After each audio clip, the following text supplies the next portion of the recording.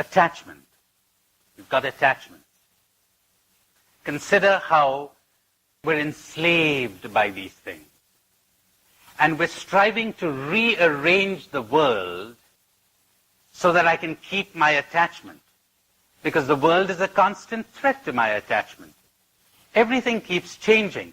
So does this thing. It's all changing. Everything is changing. So is my friend.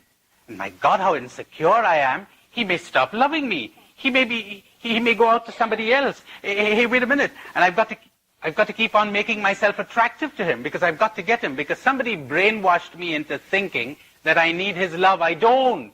I really don't. Not in order to be happy. I don't. I don't need anybody's love. I just need to get in touch with reality. That's all. I need to break out of this prison of mine, this programming, this conditioning, these false beliefs, these fantasies, and break out into reality. And reality is lovely. Reality is an absolute delight. Eternal life is now. We're surrounded by it, like the fish in the ocean. But we have no notion about it at all. We're too distracted with this, with the attachment. And so, temporarily the world does rearrange itself to suit our attachment, and we say, yay, great, my team won. But hang on, it'll change. You're going to be depressed tomorrow. Why do we do this? Why are we so hard on ourselves? And have you noticed all those negative feelings we have? You're jealous. Where does your jealousy come from? Look for the attachment underneath. Somebody is getting what you want and what you think you will not be happy without. You're anxious and frightened. You're getting paranoid. Your attachment has been threatened. See if you can understand that. I'll go slowly. You're getting angry. Somebody is likely to come in the way of your getting your attachment, or you're keeping your attachment. Or else why would you be angry? Because you're convinced you're not going to be happy without this. You're not going to be happy without that. You got cravings. And so it goes on. All those negative feelings. Just scratch a bit on the surface, under the surface, probe under the surface, and the attachment will come to light.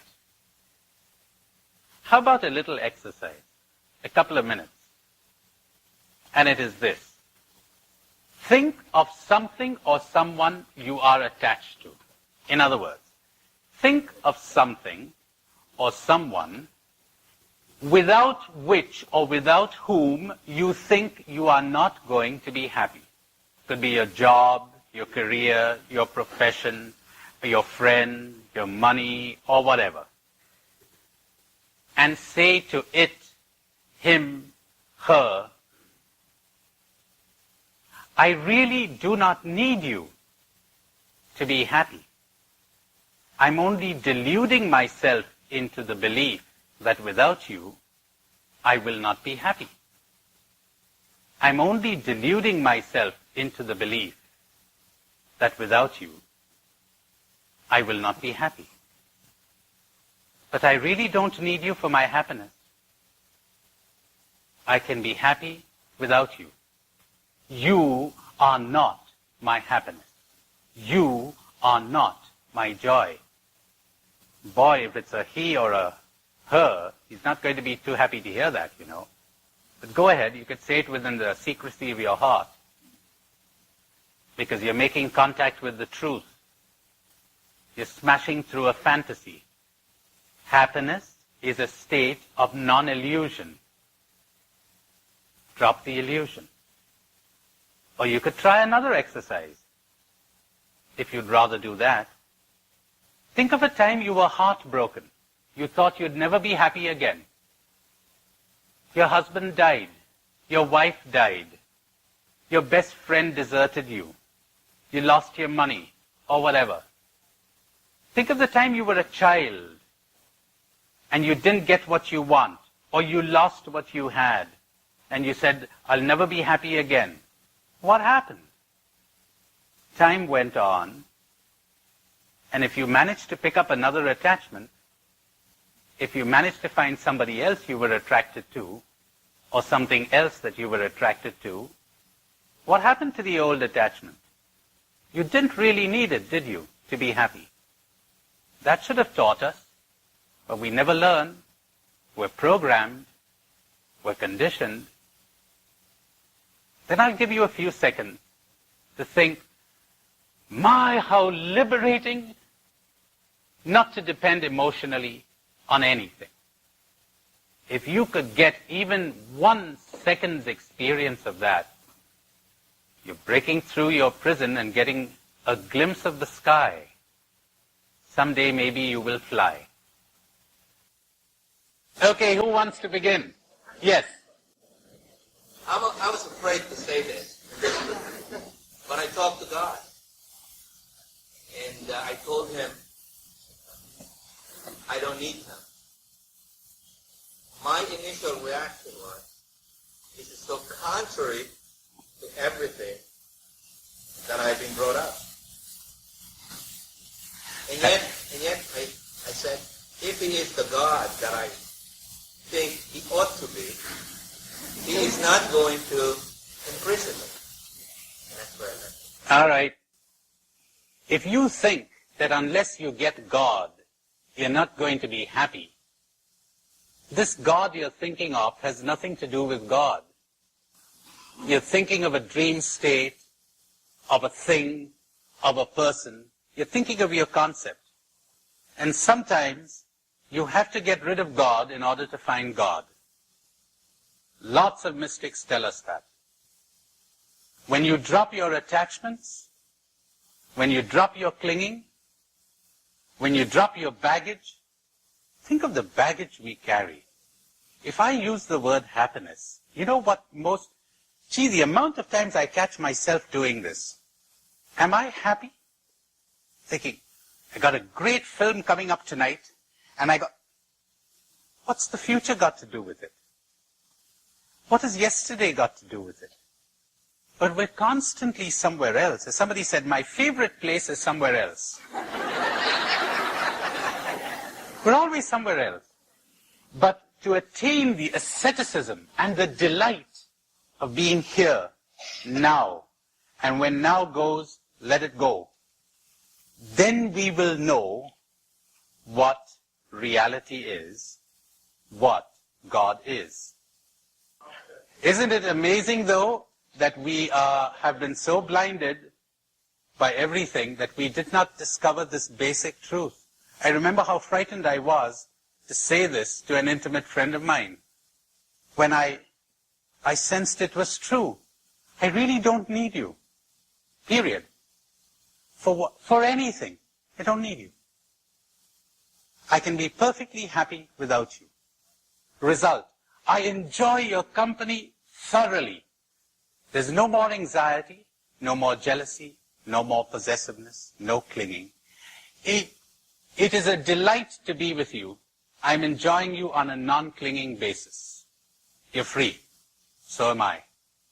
But this is like talking a foreign language to drug addicts. We've been drugged.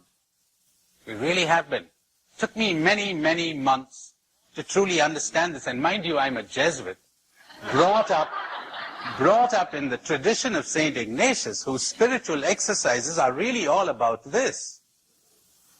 And I'd missed the point.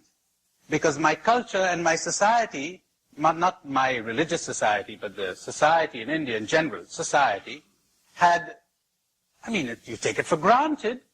Jesus had friends. Wait a minute. What are we talking about? Because you know something?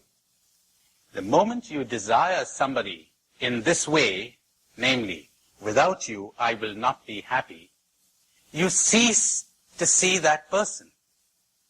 You're no longer objective. You're clinging.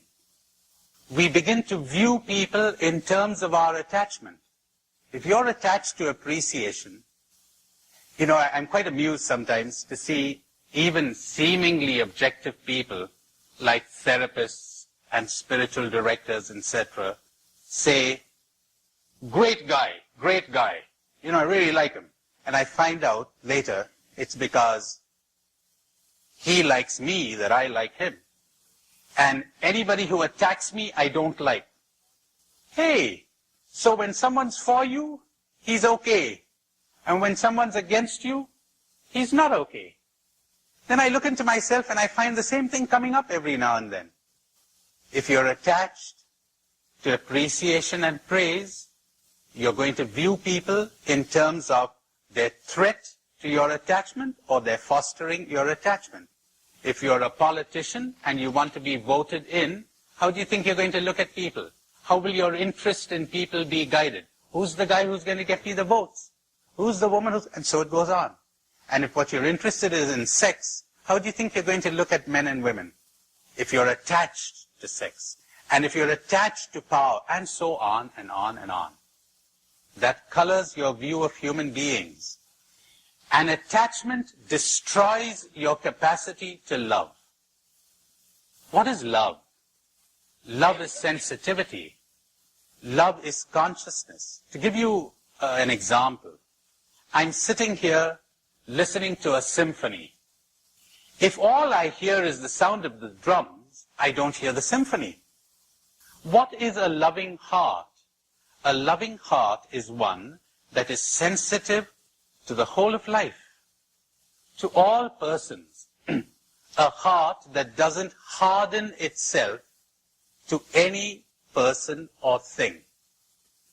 But the moment you become attached, in my sense of the word, then you're blotting out many other things.